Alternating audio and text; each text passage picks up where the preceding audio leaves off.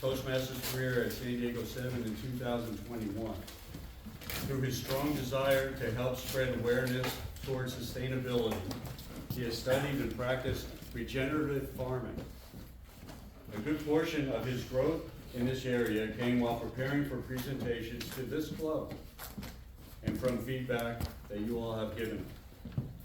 Alan feels that life is an invitation, which is simultaneously an opportunity and a responsibility to create more of what we feel the world needs. And planetary stewardship is something we certainly need more of. Please help me welcome Alan Candelori in Mother Earth is a Cradel. Mother Earth is a Cradel. Alan Candelori. All right, Alan. Yeah. With a show of hands, who here feels that the Earth's issues and environmental problems going on are humans' responsibility? Who here feels that, well, the Earth is 4.5 billion years old, we've had all these cycles of hot and ice ages, maybe it's a natural thing going on? Okay, thank you for answering, everyone. The reason I pointed out that last question and wanted to ask it is I want to establish that there is a lot of information out there. There's a lot of conflicting, misguided information, and it's actually very frustrating. Tonight's speech is going to cut through a lot of content, and I'm going to get straight to distilled information so that each and every one of you can leave informed and more empowered on the following 3 items. You're going to learn about the atmosphere. 2, you're going to learn about 3 gases that we all, humanity, have to take responsibility for. And last, we're going to learn the silver bullet that will help solve those problems. So let's get started here. We're going to talk about our atmosphere.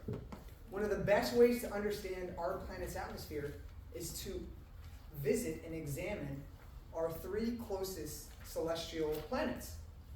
So we're going to start off here. We have the Sun, we have Mercury, we have Venus, we have Earth, and we have Mars. Now, if we were to ask, what's the hottest planet? We might assume that it must be Mercury, because Mercury is so close to the Sun. However, we would be wrong. The hottest planet is Venus. Mercury is 330 degrees Fahrenheit. It's pretty dang hot. However, Venus, although it's twice as far away from Mercury, it is 867 degrees Fahrenheit. That's its average temperature. That's pretty dang hot. So she's a hot planet. We go over to Earth, which is 60 degrees. That's our Mother Earth cradle here that sustains the life that we're all experiencing. And Mars. Mars is average temperature is negative 85 degrees. So how do you have Mars so cold and Venus so hot, and yet we are absolutely in the perfect position? Well, it turns out we have the right balance of gases in our atmosphere.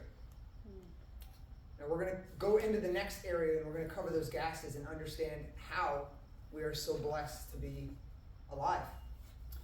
And so our gases that allow us to sustain life are mainly our carbon dioxide, which is what Mars only has 1% of our atmosphere, and Venus has 92 times the atmosphere we have. So we're in what is called the Goldilocks zone in our solar system. We're in the perfect cradle of life.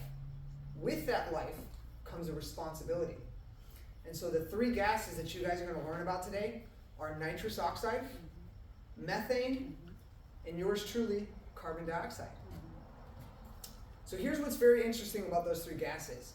Humanity, since the Industrial Revolution, which is averages about 1800, we have basically doubled those 3 gases. Carbon dioxide is about 80% high. It hasn't quite doubled, but methane and nitrous oxide have. And so we have to take full responsibility for those. Here's an interesting fact about carbon dioxide. There's carbon-12 and there's carbon-13. The organic form is carbon-12. So everything we've measured in the atmosphere, we know that it's from us burning fossil fuels. So often people will mention, well, there's volcanoes and that spews out carbon, and it does, but that's carbon-13.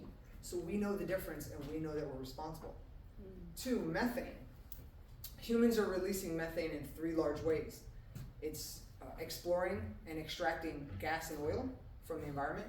It's our agricultural practices. And last, it's landfills. So I'm going to bring up landfills towards the end. The last one, which is one that I found very fascinating, is nitrous oxide. Humanity is releasing it through the use of synthetic fertilizer. The main one is called nitrogen. So our food supply system is using a practice that when it's applied to the ground, bacteria break it down, oxidizes it, and it enters our atmosphere. Now, 2 special things to understand. Methane is 84 times more potent than carbon, and nitrous oxide is 300 times more potent than carbon dioxide. We haven't heard much about those for the last few decades because we didn't have enough science to truly understand how bad it has been to the environment.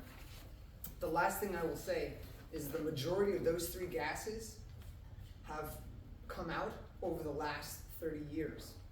So if you look at the last 230 since the Industrial Revolution, the last 30 years is the majority of those gases. So again, we have to take full responsibility. The good news is, as frustrating as this all can be, we have a silver bullet, which brings me absolutely so much joy to reveal this silver bullet.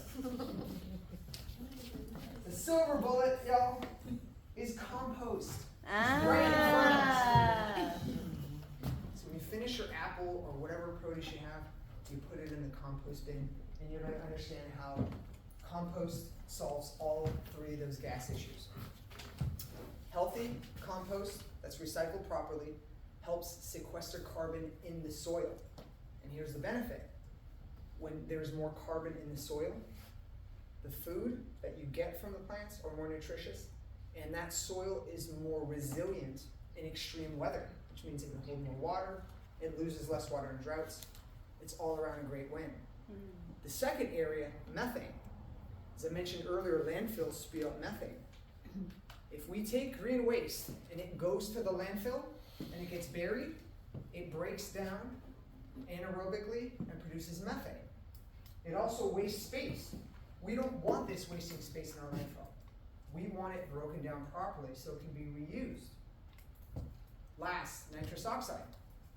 When compost is broken down and reintroduced to our soil and our farms, it helps us produce healthier food that doesn't need synthetic fertilizers.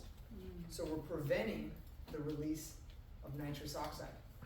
So it's an all-around triple whammy win.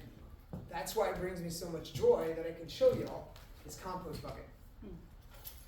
The takeaway, guys, is no matter what you believe, whether you believe in God, Mother Earth, Father Time, the universe, or maybe nothing, we all come from the same energy, and we all have the same invitation to take on some type of responsibility while we're here. I invite you to get involved in planetary stewardship. It's one of my invitations in life. So I leave you with that. Thank you for listening.